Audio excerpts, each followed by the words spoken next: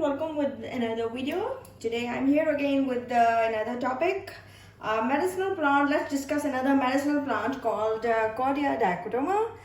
It's a medicinal plant, and you can call it a very important medicinal plant, as it comprises of more than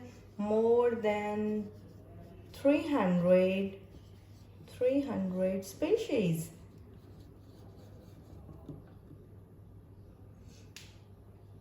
And it is, you can call it, it is found shedding its leaves in its life cycle. It is found shedding its leaves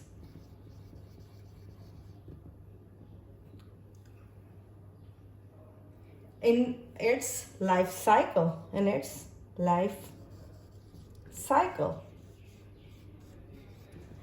Okay, so this plant called Cordia Dicotoma, it belongs to kingdom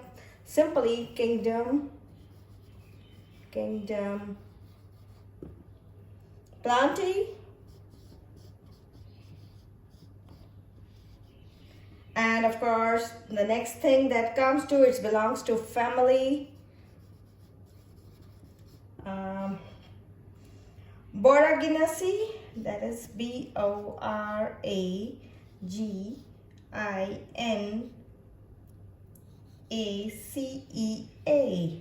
right? And in Urdu, you can call it lasori. In Urdu, in our language, you call it Lasoda or lasori,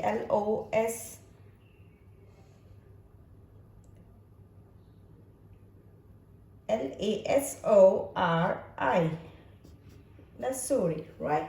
So it is mostly used in pickles also, and it has been known as a.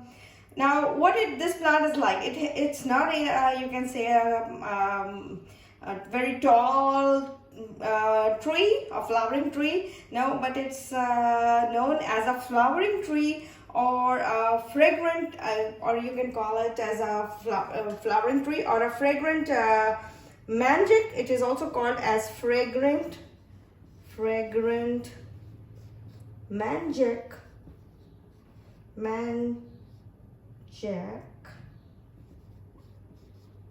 right?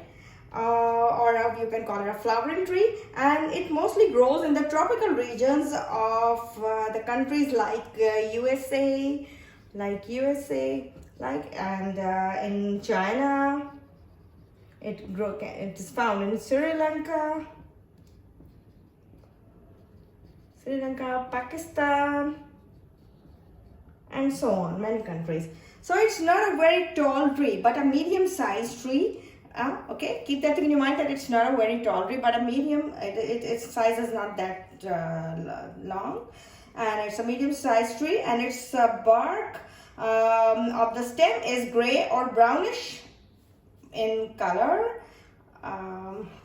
Its bark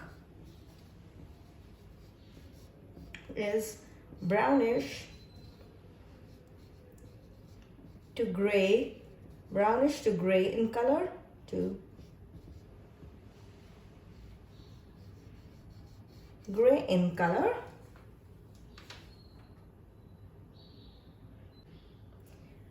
Its flower, now, as I just said, that its flowers, now let's talk about its flowers. It's a flowering tree, as I just mentioned, so its flowers are bisexual.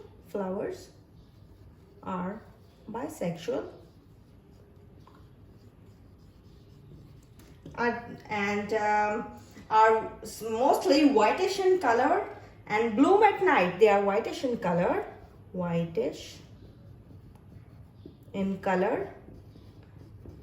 and bloom at night.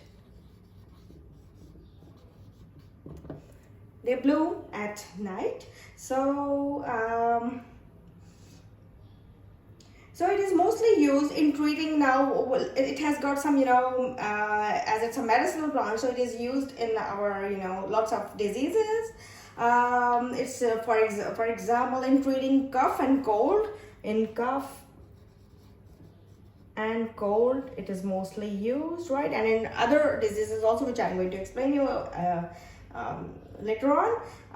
Its fruits are used as pickles. The fruits are used as pickles, as in pickles. Achar, we call it achar or pickles, right? It's used, its seed kernel is used in medicinal purpose, whereas its seed, Kernel, is used in, or is used for medicinal purposes. Medicinal purposes.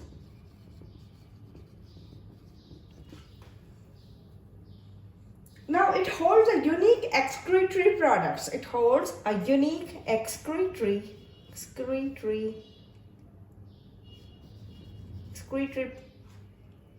products. It holds unique excretory products, and it is extremely useful for healing human health issues, which I have just mentioned that it is useful in healing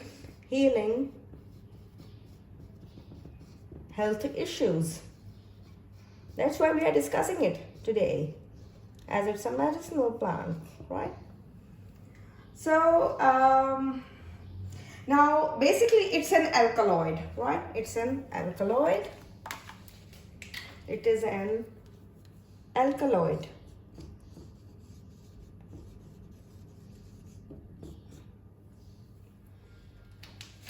So and holds enormous useful properties, also found to be used in Ayurveda medications worldwide. It is also used in Ayurveda, that is Ayurveda,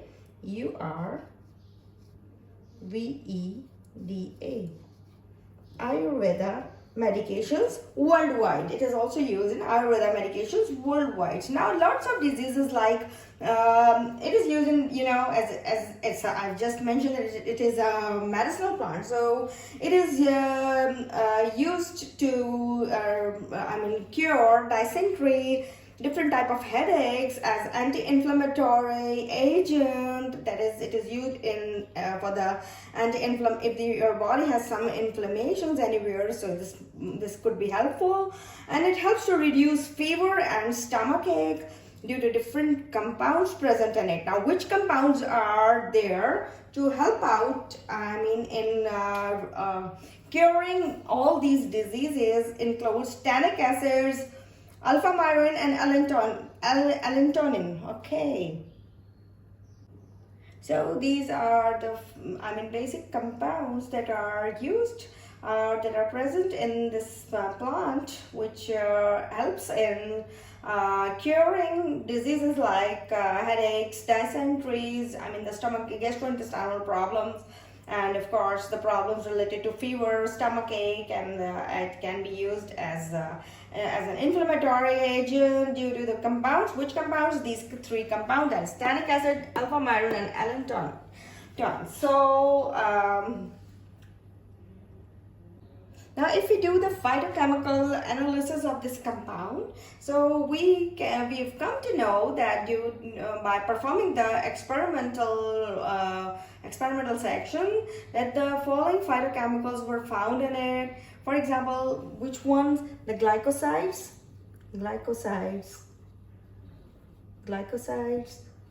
tannins,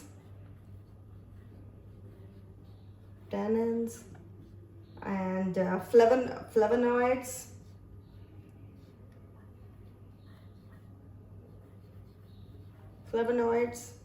and proteins, and saponins. Saponins are present in which part? These are all present in the gums, right? Gums of the plant. Now there are three sections which are basically of this plant we are discussing right now: the gums, the fruits, and the seeds. Now according to that, I'm going to explain to you that which phytochemicals are present in which part. So in gums, these are present, whereas if you talk about fruits,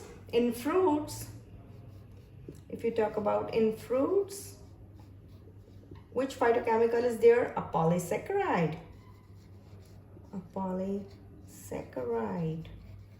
I hope everyone knows what is a polysaccharide. Okay, a carbohydrate. Okay, and now the seeds. The seeds has, I use a different color for seeds. Which phytochemicals are there? I'm going to tell you, of course, the stearic acid, STEARIC,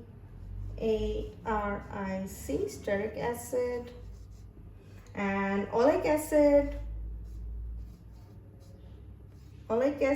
and of course the linoleic acid, LINOLEIC, linoleic acid. So these are present in it, right? And if you talk about the fruits, the leaves now, we have discussed gums, and we have discussed the fruits, and we have discussed the seeds. Now if you will come to the leaves, which phytochemicals are present in leaves? So in leaves, it has got such type of leaves. Its leaves are like that. So which type of phytochemicals are there? Rutin, RUTIN, rutin is there, and aglycone is there, AGLYCONE, and ribontin is there, ROBINTIN,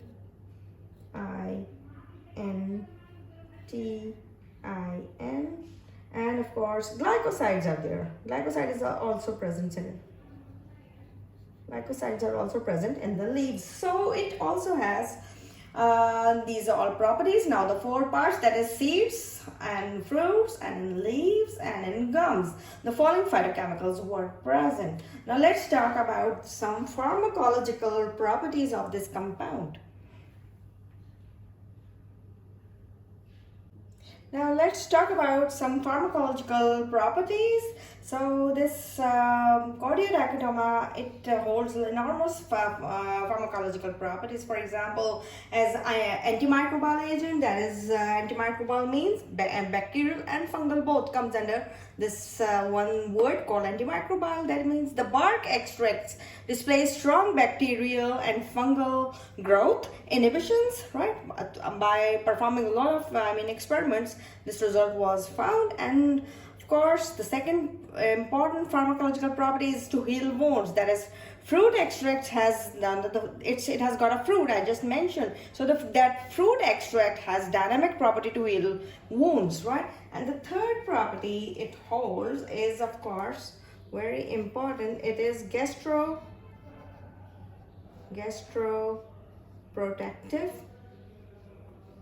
protective.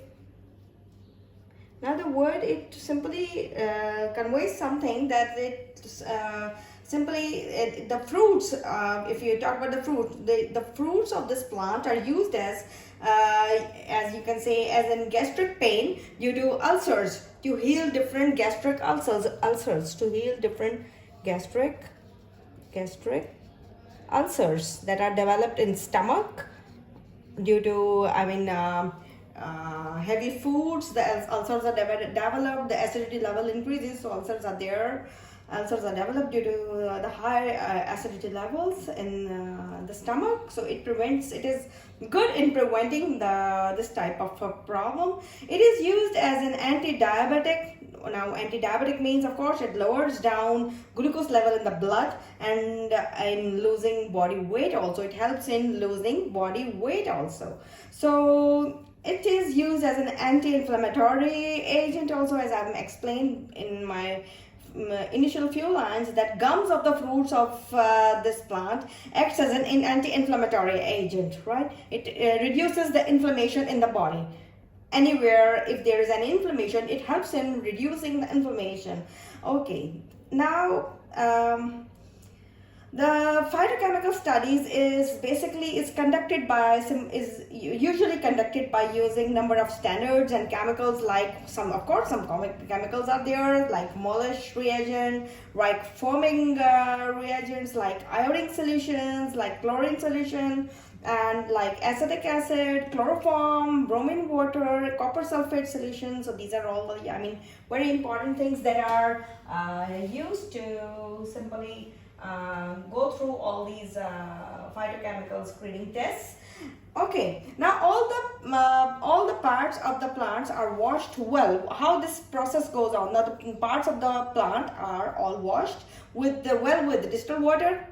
Initially, of course, we always wash it with distilled water and then the desired solvent in which we are going to progress. And then to remove, why distilled water? Of course, to remove the unwanted material because it has to be grinded after that, and for preparing the crude extract. So drying needs a proper shade. Okay, a proper shade is there for drying this plant after being washed for about how much time? For about 21 to 25 minutes, from about 20 to 25 days. No, sorry, 21 to 25 days. It was kept there so that it is properly dried, because we do not need that much sunlight there. All the parts are grinded separately. Now keep that in your mind that I've explained you different parts. So all the parts are grinded separately and stored in different containers with proper lids on them. Okay, and of course, and these are then simply diluted in different solvents, and extraction process is done. Now what type of extraction process? Different extraction processes are there, like infusion, digestion, and hot continuous extraction, and filtration is also done after being and sonication, and then afterwards this filtration is done after being sonicated, and then the samples are kept in different flasks. So this is how the phytochemical studies and pharmacological studies they are conducted, and when you are doing the phytochemical analysis of Cordia Dicotoma, a medicinal plant, and I've explained you all the things one by one, how it goes on, what was the plant look like, how the plant is, where it is found. And I've explained you the phytochemicals that are present in it, and then I've explained you the pharmacological properties of this compound. I hope you like this short video of this interesting medicinal plant called Cordia Dicotoma. Hope to see you again with something interesting, new, and more absorbing for you to see. Thank you very much.